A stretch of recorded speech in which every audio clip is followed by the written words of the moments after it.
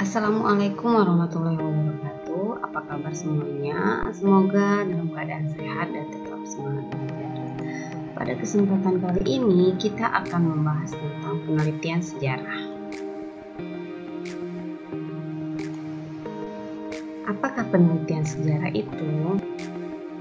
Nah, dalam kesempatan kali ini kita akan membahas beberapa pendapat para ahli tentang penelitian sejarah. Yang pertama, EHK, penelitian sejarah merupakan proses sistematis dalam mencari data agar dapat menjawab pertanyaan tentang fenomena masa lalu untuk mendapatkan pemahaman yang lebih baik dari suatu institusi, praktik, tren, keyakinan, dan isu-isu. Sedangkan menurut Donald, Ari, dan kawan-kawan, penelitian sejarah adalah usaha untuk menetapkan fakta dan mencapai kesimpulan mengenai hal-hal yang telah lalu yang dilakukan secara sistematis dan objektif oleh ahli sejarah dalam mencari, mengevaluasi, dan mentafsirkan bukti-bukti untuk mempelajari masalah baru tersebut.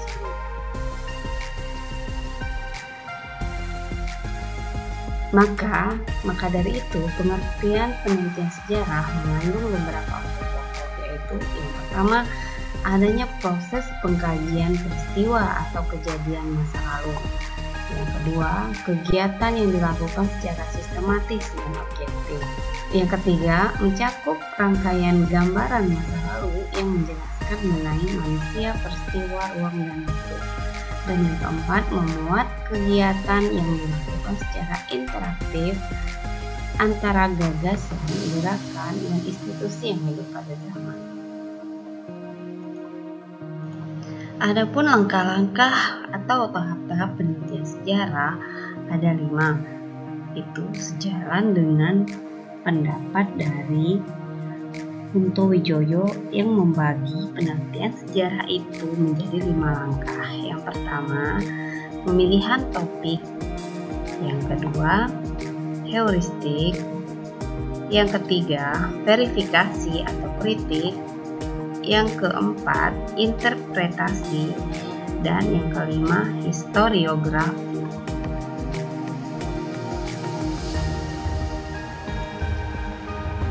Langkah yang pertama adalah pemilihan topik atau tema.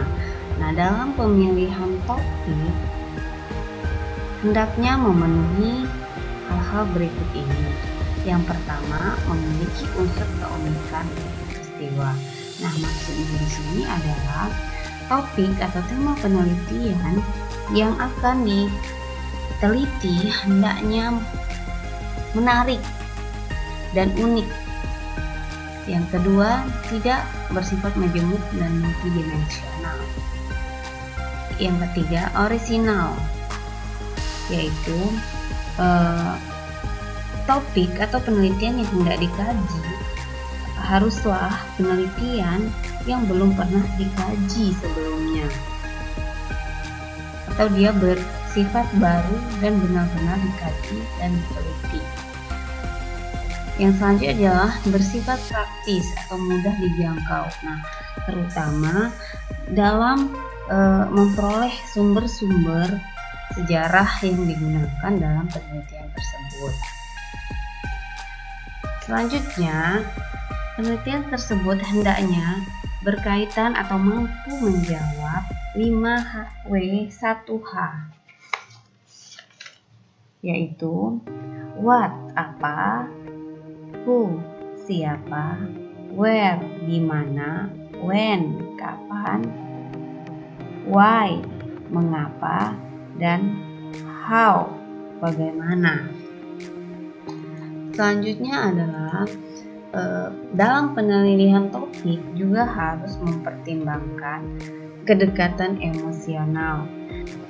Kedekatan emosional yang dimaksud di sini adalah, dalam melakukan penelitian, seorang peneliti memiliki kedekatan dengan topik yang ia pilih. Nah, sebagai contoh, misalnya saya sebagai orang Bali dan saya mengkaji masalah tentang sejarah kota Jambi. Nah, itu berarti saya memiliki kedekatan emosional dengan apa yang saya kaji. Nah, kedekatan emosional ini sangat dibutuhkan dalam penelitian sejarah untuk memudahkan peneliti mengkaji objek penelitiannya. Nah, dengan adanya kedekatan emosional ini akan menambah rasa percaya diri peneliti dalam menuangkan kajiannya ke dalam tulisan sejarah. Yang kedua adalah kedekatan intelektual. Nah, kedekatan intelektual ini dapat diperoleh dengan mengkaji berbagai referensi yang terkait dengan tema atau objek penelitian yang ia pilih. Nah, kedekatan intelektual akan memungkinkan bagi seorang peneliti untuk dapat memetakan berbagai permasalahan yang terkait dengan tema atau objek penelitian yang ia pilih.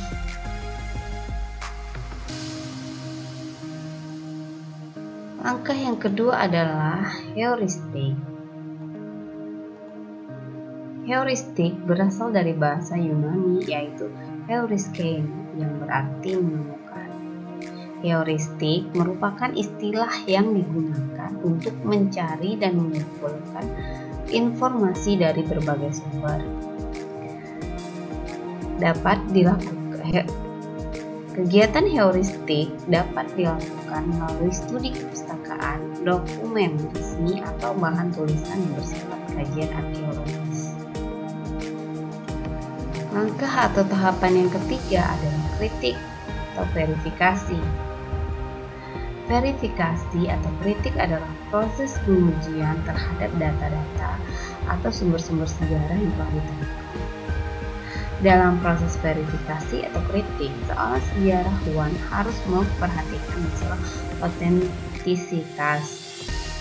Sejarawan juga harus memperhatikan kredibilitas sumber dan kredibilitas dokumen yang dia temukan. Kritik atau verifikasi dikategorikan menjadi dua, yaitu kritik eksternal dan kritik internal. Kritik terbagi menjadi dua. Yang pertama, kritik eksternal atau autentisitas. Autentisitas atau keaslian sumber. Kritik ini digunakan untuk menguji keaslian suatu sumber sejarah. Kritik ini berkaitan dengan kondisi fisik sumber tersebut. Yang kedua adalah kritik internal atau kredibilitas. Kredibilitas atau sumber yang diperoleh itu dapat dipercaya. Nah, kritik ini membahas sejauh mana isi suatu sumber sejarah yang diperoleh itu dapat dipercaya. Nah, sasaran kritik internal ini adalah uji kredibilitas informan dan pembuat sumber tersebut. Setelah pada tahap verifikasi menghasilkan fakta-fakta yang kredibel, tahap selanjutnya adalah melakukan yang namanya interpretasi atau penafsiran atau disebut juga eksplanasi. Interpretasi adalah menafsirkan data sejarah. Dalam proses ini terlihat unsur subjektivitas. Nah, oleh karena itu sejarawan harus jujur mencantumkan data dan keterangan yang ia peroleh. Interpretasi terbagi menjadi dua, yaitu tahapan analisis dan tahapan sintesis. Pada tahapan analisis berarti menurunkan. Nah, dalam analisis sejarawan mencoba untuk melihat beberapa kemungkinan yang dikandung oleh suatu sumber sejarah. Sedangkan tahap sintesis yaitu berarti menyatukan. Nah, dalam proses ini data dikelompokkan menjadi satu dengan pola generalisasi konseptual. Nah, berarti pada tahap ini peneliti harus menghubungkan antara sumber satu dan sumber lainnya untuk membuktikan adanya hubungan sebab akibat atau hubungan saling memperkuat data. Nah, langkah terakhir dalam penelitian sejarah adalah penulisan sejarah atau dikenal juga dengan historiografi. Nah, historiografi ini merupakan kegiatan yang menyajikan hasil penelitian sejarah menjadi tulisan sejarah, history as written. Oleh karena itu, langkah penulisan ini dilakukan setelah fakta-fakta sejarah berhasil dihimpun, dikritisi, dan ditulis dan disusun. Tulisan sejarah harus mengutamakan faktor kronologis dan sistematis. Nah, kedua faktor tersebut merupakan ciri khas dari penulisan sejarah. Nah, adapun sistematika dalam penulisan atau historiografi adalah yang pertama adalah pendahuluan. Nah, di mana pendahuluan ini berisi tentang latar belakang, rumusan masalah, tujuan, himbauan pustaka, metode dan sumber, serta sistematika. Kemudian yang kedua adalah pembahasan. Nah, bab pembahasan ini merupakan hasil penelitian yang telah dilakukan.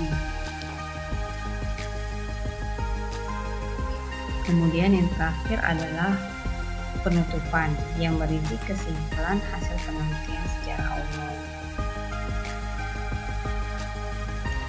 Nah, demikianlah pembelajaran kita pada kesempatan kali ini.